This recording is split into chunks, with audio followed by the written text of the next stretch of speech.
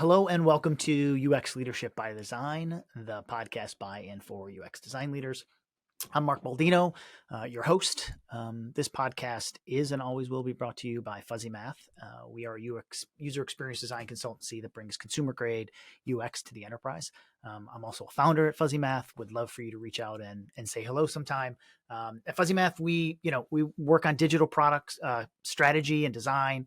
A lot of our most interesting projects are sort of collaborating and partnering with internal design teams just to help them grow and scale their impact within their organization. On the podcast today, we're talking to Tom Scotto. Tom's a design leader. He's a consultant, brings his really unique personality to everything he does. He brings it to this podcast episode, and I'm smiling because we laughed and smiled a lot. And related to that, we talk about how Quirky is good, and bringing a group of quirky designers together really fosters a very creative, collaborative environment. And then we talk about disruption, the fact that design is disruptive in every facet.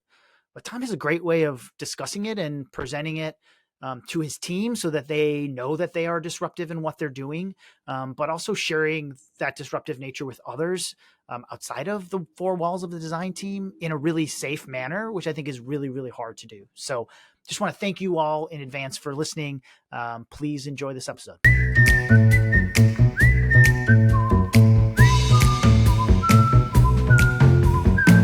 Tom, thank you for joining us on the podcast. It's a pleasure, Mark. Thanks for having me. Yeah, you bet. You bet. I'm excited for our conversation today. I would love for you to give the audience a bit of your background. And I don't traditionally kind of reread a bio, but the last part of your bio I think is really interesting. It's genuine passion lies in the art of blending brainstorming sessions with laughter. And then you talk about delightful and fruitful outcomes. Like, I love that you included. I want to know why, and what has that given you as a sort of design leader over the years, focusing on laughter and joy and delight, which I don't see it a lot in business bios. So I loved it, and I wanted to ask you about it. Excellent. Well, thank you for plucking that out. I thought you were going to pick on the other part, because I always have a lot of interesting. I'll use the word interesting with air quotes aspects to my background, which always sort of weave their way into my life. No, but as far as the sort of the humor and sort of delightfulness of my the environment that I try to keep is I like to joke around a lot. Hopefully that'll come across as we discuss and talk about whatever we're going to talk about. But I think that humor is also disarming for a lot of folks. And I also like, this sounds just odd to say it, but I think it goes well with the comment, is I like to bring out the quirky in people. And, I think sometimes quirky gets a bad name. I think more recently people are like, there's like, hey, quirky is kind of fun and sexy. But, years ago, quirky was like you were the odd kid that sat in the corner with the weird shirt and t-shirt that was handed down by who knows how many brothers, and like everybody picked on you. But what I kind of interpret quirky as is someone who's willing to be themselves. And, when someone comes into work and instead of just saying, hey, I am a UX designer and I design, interactions and I focus on user journeys and whatever other buzzwords we want to throw in there. Yeah. And I'm not that I'm making fun of any of that, but I think sometimes we can put on that work persona of here's who I am. But if you can create a lighter mode, and even for me as a leader, I try not to take myself too seriously. I like to be sort of in the street with the team. I don't like to be considered a stakeholder, which sometimes when you're, a senior level leader, people tend to treat you that way. And I don't like that personally. I like to be part of the team. I don't want to micromanage. I just want to be part of the team. Like, we all have something to add. But getting a team to a quirky state where they're willing to say whatever, be themselves, throw out that random, maybe bizarre concept, and all of a sudden, now we're brainstorming with a different, set of fuel, if you will. And I think outside of the product of that, which is, maybe it's successful, maybe it's not, it's so much more fun of an experience to have that as your environment and your culture. So That's all. I think we have the title of this episode, which is how to get your team to a quirky state. okay. I love it. Sure. What what I'm going to ask now is like, how do you do that? Is that a consistent thing? I mean, part of it is your personality, of course, and I'm always trying to help people I can't change people's personalities, but like come as a leader of who they are and play on their strengths. So like, what, I don't know if there's even tips or tricks, but like, how do you get people to their quirky state? How do you get people comfortable enough to feel like they can express that in a non, I am this role in the business, or in the company, and I need to provide this sort of service to my team. Like, how do you break some of those barriers down? Well, I think three things that I've seen work for me. One is I tend to joke around a lot and just be that type of person. So that definitely helps. It gives people kind of opens the door. If someone wants to walk in or not, it's their choice. Sometimes my comments fall flat. I'm known as to be, a one-liner kind of guy, throw things out, especially when things get tense. Like it's usually my way of kind of like, all right, everybody, we need to chill out a little bit and realize what we're doing here. I think that the second piece of it is, and this might get me some side eyes from some folks in the UX field, is I don't tend to hire traditional UX people. Like when I built the team at Wayfair, I started as a team of one, and we built it into a team of 80. I went to one place and I met someone who was an anthropologist. I just loved the way they thought, the way they told stories. I had someone else who was a neuroscientist, another person who was a jet engine, engineer, and we just, I just said, and they would say to me, "You think I can do this UX thing? Like, I don't know how to, use the tools." I'm like, anybody can learn how to use the tools. Like, it's just drag and drop. It's the thoughts, it's the ideas, it's understanding people and behaviors. And so I think that kind of lends itself, it kind of breaks the bubble, if you will, from the, everybody's a trained, certified UXer. Not against that at all. That's just like, I just go after personalities and how people think and like what's missing in my think set. I have this many people, but I'm missing other ways of thinking. How do we include those in what we have to have a more robust, way of approaching something? And then I think the third way that I've done this, and this has really accelerated, I think, some of these fun cultures is really championing someone who does bring that to the table. Mm-hmm. So, with a similar team, I had someone who had brought in a stuffed giraffe. And the stuffed giraffe, I forgot how big it was. It was maybe like 16, 18 inches tall. And I'm not sure who named it, but it was now named Gloria. And Gloria became our mascot. So to keep the long story short, by the end of the team we had, which was like 4 years, I think we had 8 stuffed animal mascots on the team. And I mean, and it was to the point where, like, two things. One, if someone did something that we thought was, all right, that was a questionable UX practice, all the stuffed animals would wind up on their desk. Particularly the one that was mine, which was a Rottweiler. He had a little jacket that somebody made and it said UX Canine Patrol. And like they would basically stare at the person, you better not break any user guidelines and best practices for the next week, or, whatever. And we also brought all these stuffed animals to our meetings, to the point where we went to a meeting once, and I don't know who it was. I think it was Fernando, which was our unicorn coming out of our cup.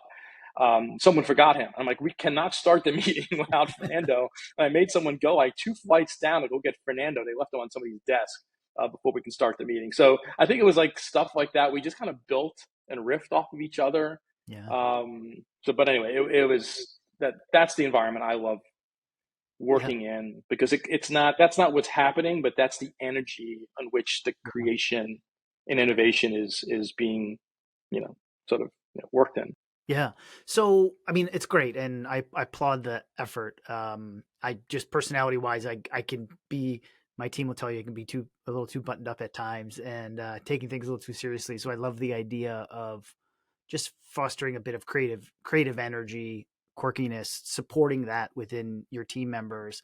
And that sounds like it gels really well as a group. How does that allow your group to,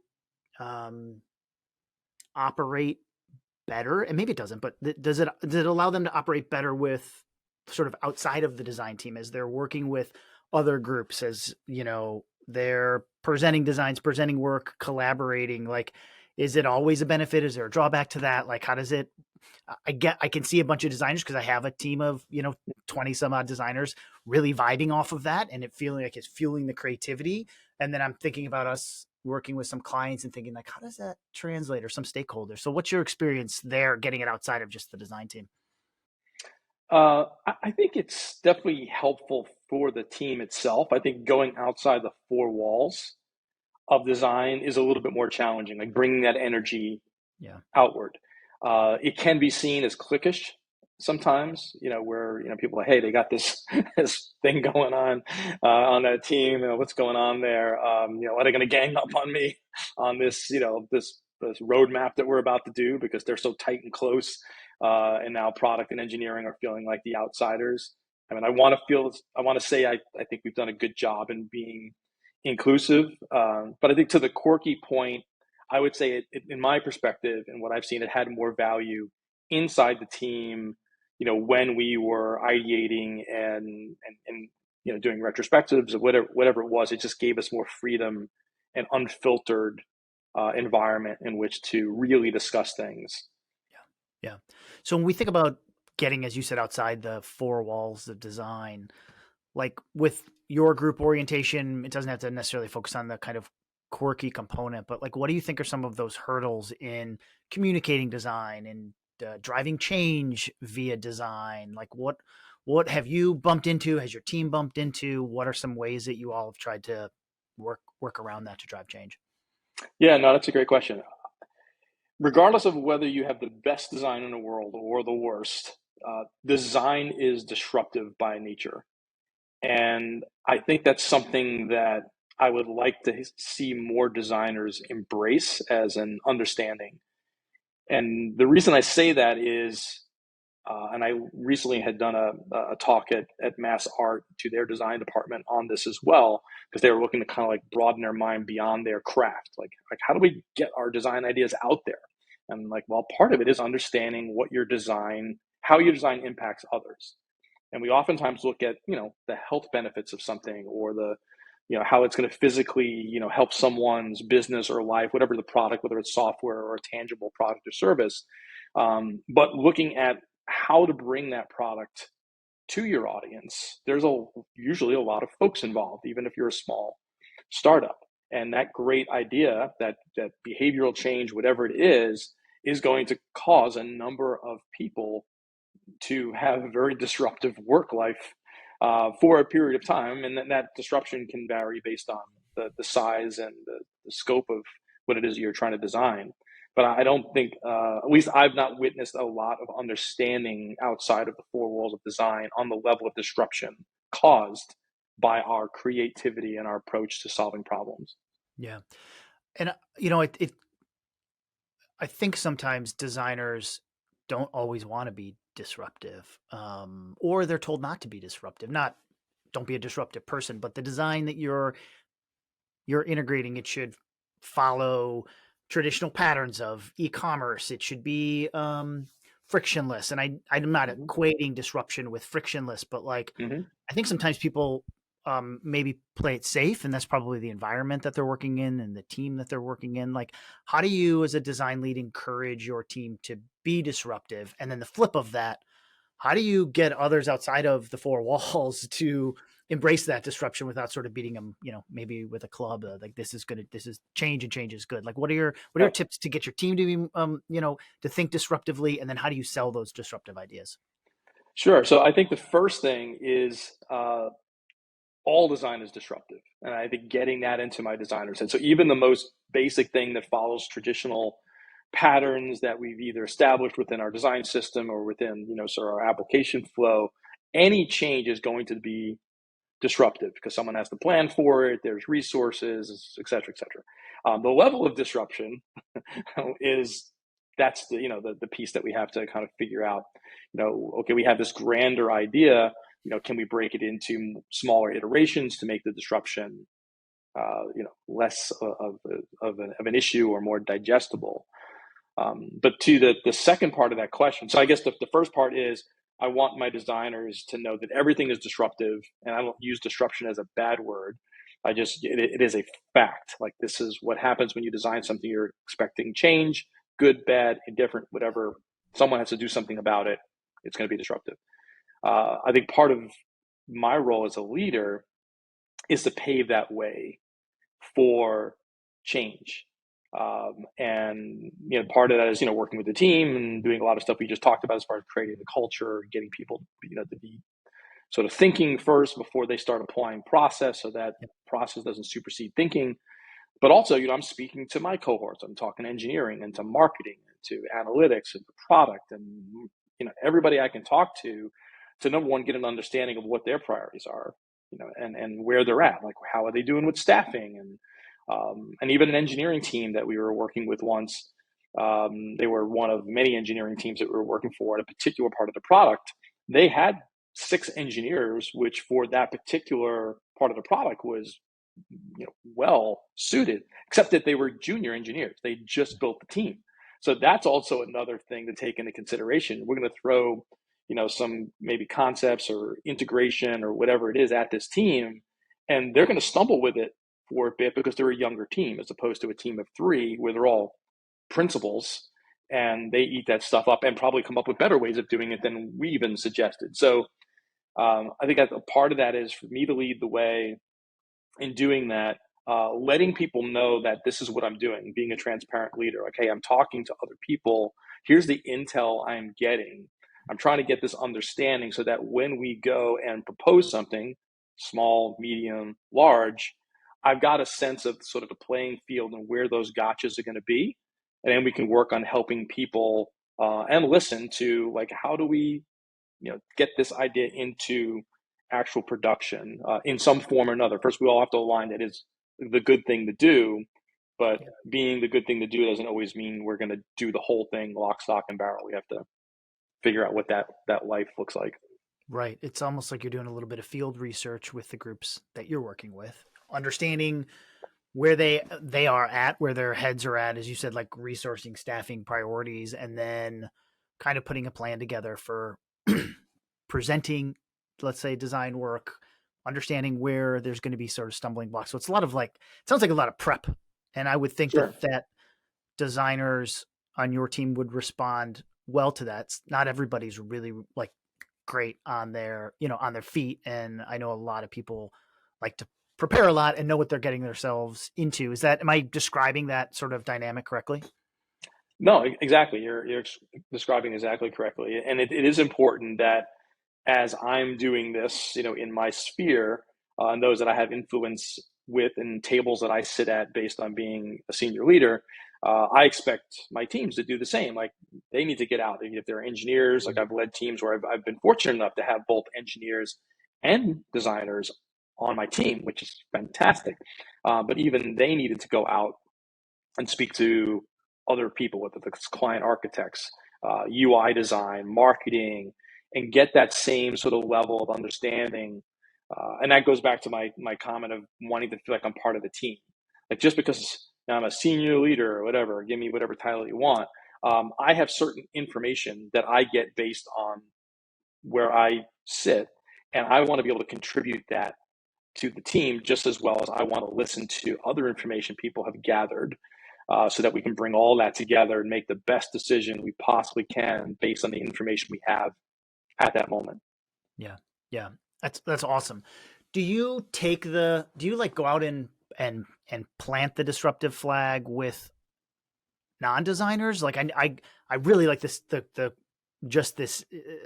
not trying to explain how or why design is disruptive, just saying, like, it's a fact. I'm happy to explain it. I'm sure you are, but like, this is just it. Whatever we're doing here as a design team is going to be disruptive in some way, shape, or form.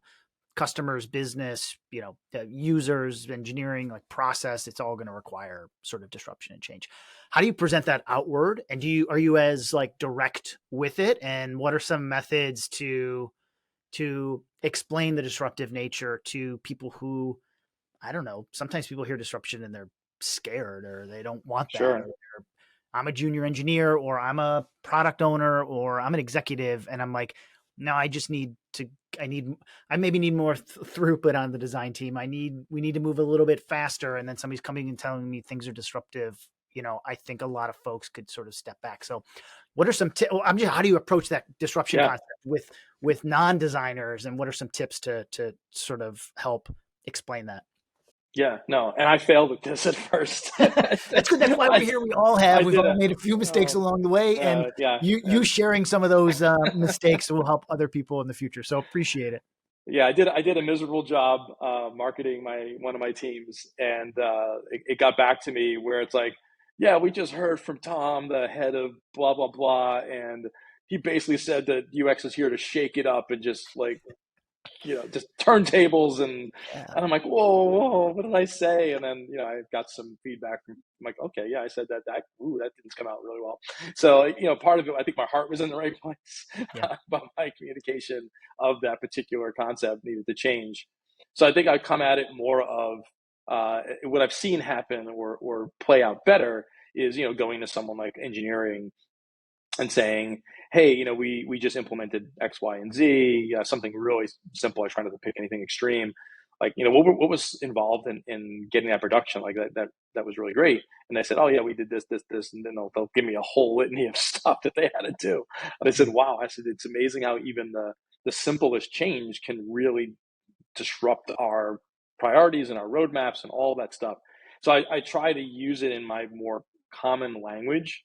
And sometimes I'm as blunt as saying, I'm going to say the word disruption because I know that whenever we propose something, and this is not to say that like every single move we make is disruptive, but oftentimes if you're really doing a full version of UX, which includes research at its core, ideation, you got content strategy in there. If you're dealing with accessibility, which hopefully most people are, there was just so many different factors that kind of mold. It's like clay, and we're just kind of constantly pressing this thing until it comes out to what it is that we want.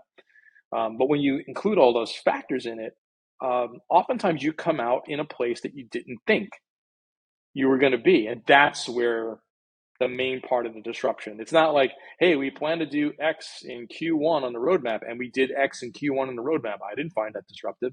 Yeah, well, it's when you said we're going to do X in Q1, and we did research, and we found out that they didn't want X. Yeah. They wanted something else. Now we've disrupted the roadmap. And do we have the right resources? Did we budget properly? It's the timetable even accurate? Like that's when, and oh, by the way, are we aligned on this? Yeah. Like this is what the users are saying. This is where we are as a business, and the user doesn't always win, which might sound sacrilegious to some people, but I think you always have to balance what the customer wants with where, what makes the business money.